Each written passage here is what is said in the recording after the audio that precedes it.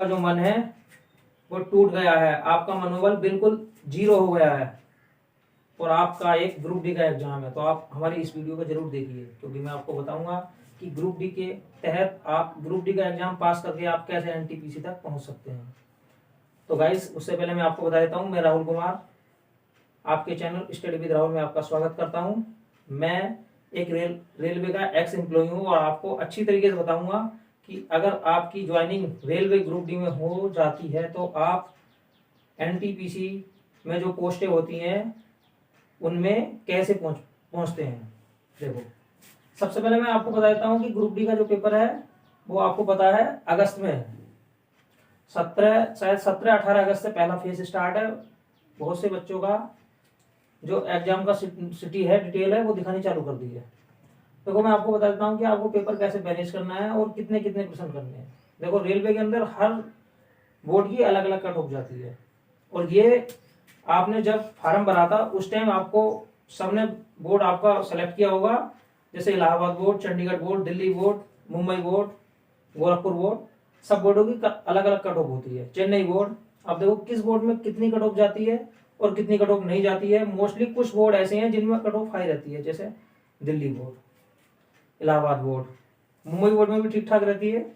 अब देखो, मैं ऑल ओवर एवरेज सभी को एवरेज मान के बताता हूं कि आपको कितने प्रश्न करने हैं जिससे आप अपना सिलेक्शन यहाँ सुनिश्चित कर सकें।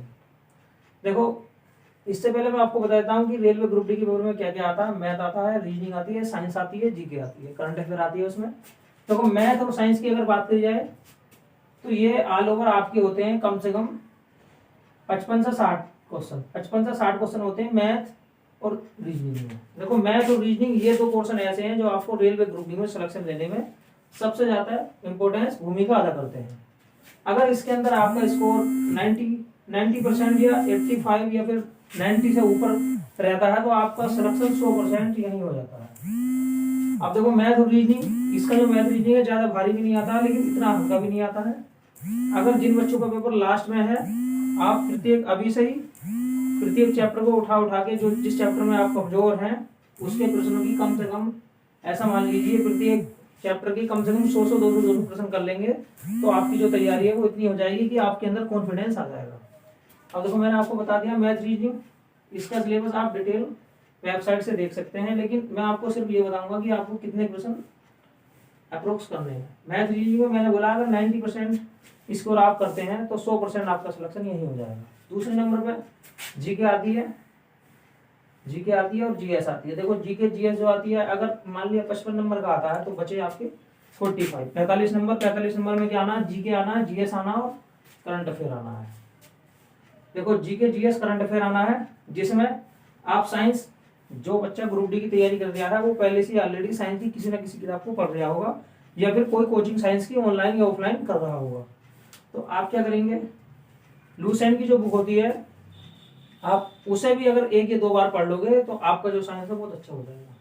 या फिर इसके साथ साथ आप जिस ऑनलाइन सोर्स है तैयारी कर रहे हैं या जिस नोट से तैयारी कर रहे हैं, आप अदर बुक्स न उठाकर उसे 2 बार रिवीजन मार दो, आपका जो साइंस है वो भी यहाँ से पक्का हो जाएगा।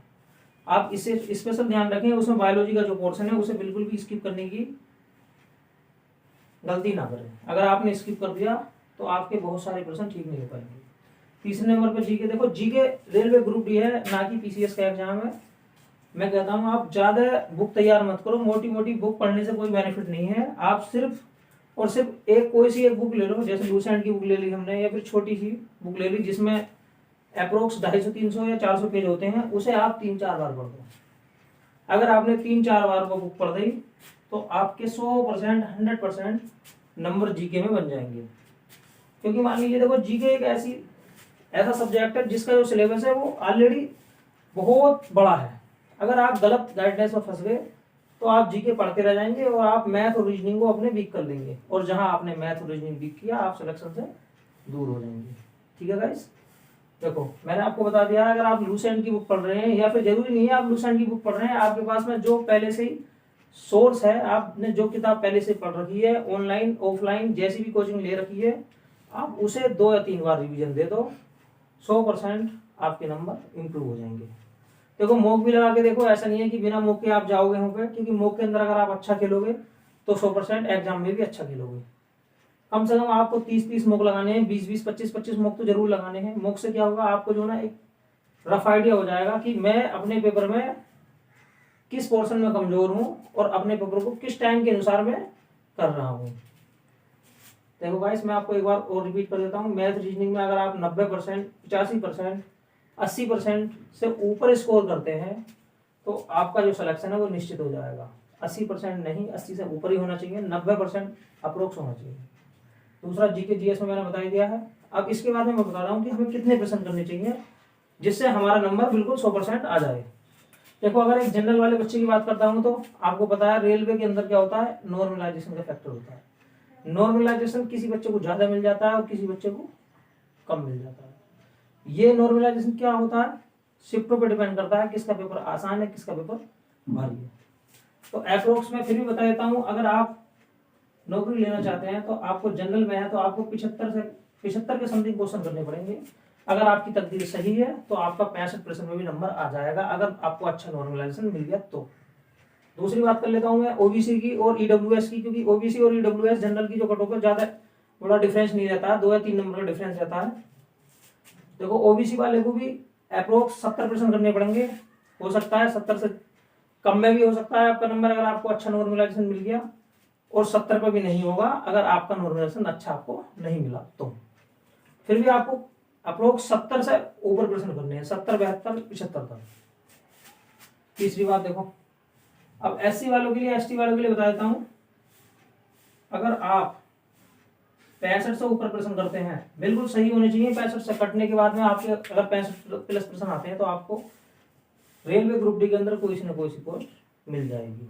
लेकिन आप ये गुंजाइश कीजिए कि मुझे ज्यादा से ज्यादा प्रश्न करने हैं और अपनी जो एक्यूरेसी होती है वो 90% तक होनी चाहिए। ज्यादा से ज्यादा आपकी एक्यूरेसी होनी चाहिए। ऐसा नहीं है कि अगर आप प्रश्न नहीं बना पा रहे हैं और आपने एक साथ तुक्का लगा दिया और आपकी एक्यूरेसी खराब हो गई और आपके जो नॉर्मलाइजेशन स्कोर है वो ज्यादा नहीं हो पाया, या फिर आप सीमा पे थे, मान लिया आपके 60% ठीक हो रहे हैं, 62% ठीक हो रहे हैं और आप एकदम घबरा गए हैं और आपने 100 के 100% कर दिए। मान लीजिएगा एक बच्चा जिसने 65% करे, बच्चों 65% करने के बावजूद भी अगर उसका जो उसे लगा कि भाई प्रश्न कम रह गए मेरे, और उसने 100 के 100% या 90-95% कर दिए और उसके इस तरीके से 30% गलत हो गए। 30% का मतलब है उसका 10% कट गया, जहां 65 पर था वो 55 पा गया। अब देखो, 55 वाला इतना सेफ नहीं है जितना 65 वाला होता है। अगर आपसे बिल्कुल सही पेपर आता है कि हाँ भाई मैं 70, 75, 80 क्वेश्चन कर पाऊंगा, तो आप ज्यादा तुक्का नहीं मारोगे बिल्कुल भी। आप हद से हद 10% के अंदर खेलो। अगर आपको लगता है मैं 70% कर सकता हूं तो आप 10% फालतू कर सकते हैं, 10, 8, 9। इससे ज्यादा आप बिल्कुल ना खेलें, क्योंकि रेलवे का एग्जाम है, इसके अंदर निगेटिव जो होता है बहुत बड़ा रोल अदा करता है। आपको 100% अगर आप अच्छी तरीके से नहीं अपने पेपर को जज कर पाए तो आप बाहर भी हो सकते हैं। तो गाइस, आप देखो, दूसरा तरीका मैंने आपको बताया था कि रेलवे ग्रुप डी के तहत आप कैसे एनटीपीसी तक पहुंच सकते हैं। देखो, रेलवे ग्रुप डी में पहुंचने के बाद में आपको 2 एग्जाम होते हैं, एक होता है एलडीसी और एक होता है जीडीसी। एलडीसी और जीडीसी के द्वारा जो एग्जाम होते हैं वो डिपार्टमेंटल एग्जाम होते हैं। उसे पास करने के बाद में आप goods guard, station master, clerk वगैरह वगैरह बन सकते हैं। मतलब आप अगर एनटीपीसी में चूक गए हैं तो भी आप रेलवे ग्रुप डी के द्वारा वहां तक पहुंच सकते हैं। बिल्कुल भी निराश होने की आपको जरूरत नहीं है। तो गाइस, ऐसे ऐसे वीडियो पाने के लिए आप हमारे चैनल को सब्सक्राइब कीजिए, हमारी वीडियो को ज़्यादा से ज़्यादा शेयर कीजिए। मिलते हैं नेक्स्ट वीडियो में। जय हिंद, जय भारत।